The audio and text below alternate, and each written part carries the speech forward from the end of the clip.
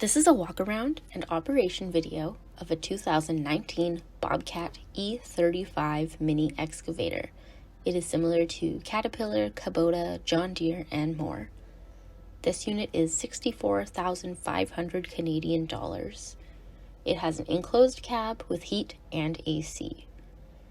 It has a 26 horsepower, 2-speed diesel engine.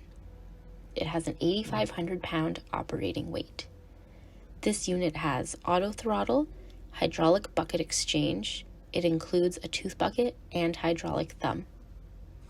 It has 1,165 hours. This excavator digs 11 feet and 2 inches deep with the long arm.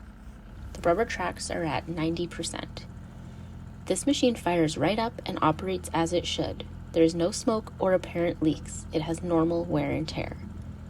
Please contact us for more information at edgeequipmentsales.com.